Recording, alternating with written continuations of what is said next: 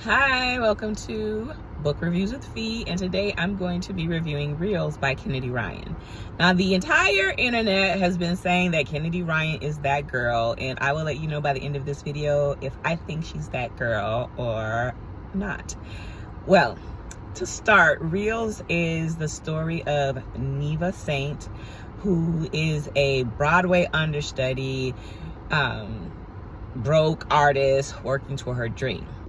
She ends up in New York on Broadway after a rift with her family when her sister, who she looked up to, who's the pretty one, the popular one, she basically steals Neva's fiance. And she does this because Neva is like sharing that she's not ready to have sex. So she has sex with her fiance and becomes pregnant.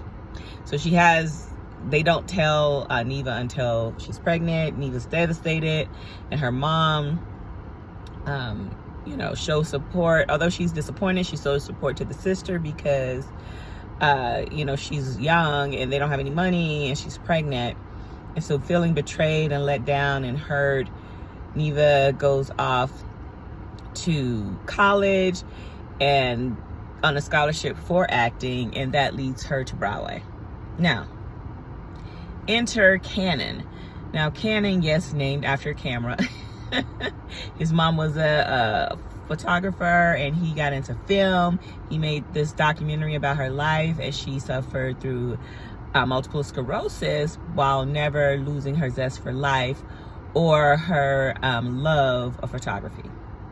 So they make this documentary called The Magic Hour, and it's a common thread throughout the book. Now, I'm not going to give you the entire book, but I just want to set it up for you. So Cannon has a music soundtrack music guru friend called Monk, after Thelonious Monk, who invites him to a play on Broadway. Well, it's Neva's play, and that week the lead actress gets sick, and so Neva has to step in the role of the lead. Cannon sees her. He's making the story documentary about a forgotten actress, singer of the Harlem Renaissance. And once he sees Neva, he's blown away by her talent and her beauty and her skill. And he wants her to play Odessa, which is Desi Blue. Now, what I like, I'm going to evaluate this book on three things: the story, the characters, and the romance. The story. It's an actually good story. I was a little afraid once we got to the romance part, because it's very romantical, if you catch my drift, that it was only going to be about the smut. And it does get a little smutty. A lot smutty. But there's a really good story. We have the backstory with Neva and her sister and that whole arc. Neva suffers from lupus, although it's discoid lupus, which is, it affects like the skin mainly and fatigue. However, her aunt died from like the systemic lupus. So Neva's always trying to manage this naturally, watching what she eats and exercising, etc., etc. She gets cast as Desi Blue. Cannon flies her out to California, and there's this intense training to dance, 8-hour, 13-hour days, learning the script. And oh yeah, Neva is a novice at film. So Cannon has to fight the studio heads and everyone for her. And Cannon has a little bit of a history as a Lothario. He's very handsome. He's very aloof. You know, you always have that character in romance novels who's like tough on the outside, and then the innocent, beautiful girl has to get to his, like, I was gonna say creamy center, but that doesn't sound right. Yeah, so he's like really feeling Neva. Neva is really feeling him, but he's like, no, I had an affair with one of my actresses before. It led to him getting fired from a project, and the lady like blasted him in the media, and so he has this kind of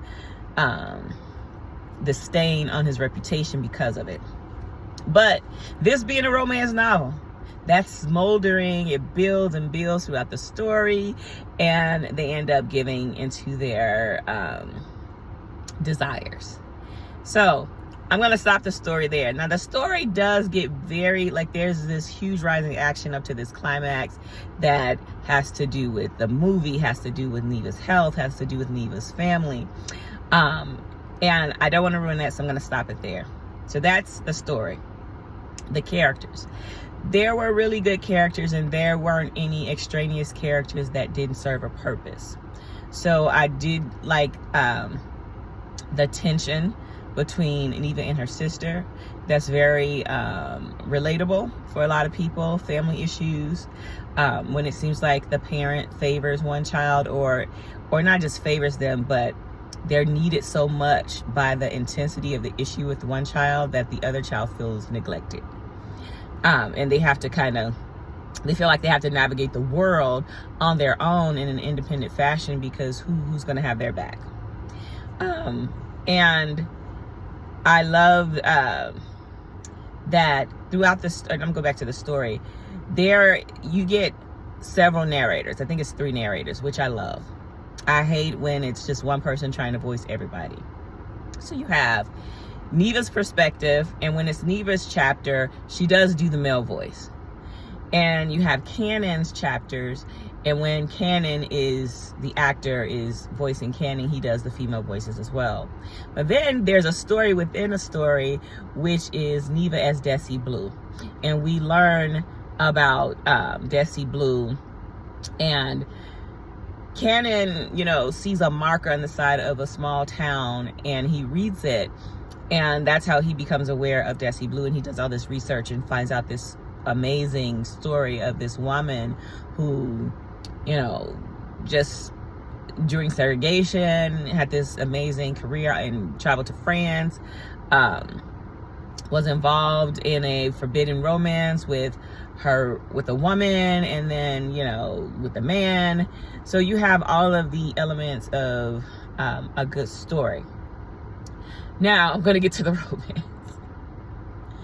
I am not a fan of quote unquote smut, and I hesitate to use the word smut because Kennedy Ryan is a great writer. Like, her prose, her sentence structure, her flow, her cadence is really, really beautiful. Like, she's a really talented writer, and there's a real story here, but there's a lot of sex.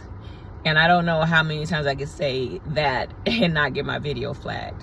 So if you're uncomfortable with that, then this is not the book for you. I listen on Audible audiobook, and it was a lot. It was a lot. I like to listen to, podcasts and things at work while I'm working. And I was like, I cannot listen to this at work, because if these earphones fall out, I'm going to be in the HR office. I mean, it was very, let me say this, because I'm a romance author too, but more fiction with a love, the love story I like to tell is not smut based, but there are physical, intimate scenes, because that's what humans do. But my style of describing physical intimacy is not like, I think what makes it smut is the verbiage. So using, like, for the male anatomy, using the C-O blank K word or the D word. And then for the female anatomy, using the P word. And that's how it's described, right? And so that was jarring for me when I first heard it, because she writes so beautifully and so sophisticated, but when you get down to the sex, it's like his blank in my blank and all of it, like very, very descriptive, like blow by blow, if you get my drift. and that's one of the things that I don't. I mean, I told you I did review Malachi by Gray Huffington, and that was a little bit of a ghetto story. But the men are always like these well endowed, like professional lovers, with all this money and all this power, and but they choose, you know, this very sweet girl who, you know, they just ravage often. And maybe that's the kind of entertainment you're looking for. So is Kennedy writing that girl for that genre? And for people looking for that type of book, yeah, she is that girl, because she does write really well and there is a story. But there is a lot of smut too. That's not my preference. I'm not opposed to intimacy, because intimacy is a part of romance, it's a part of love.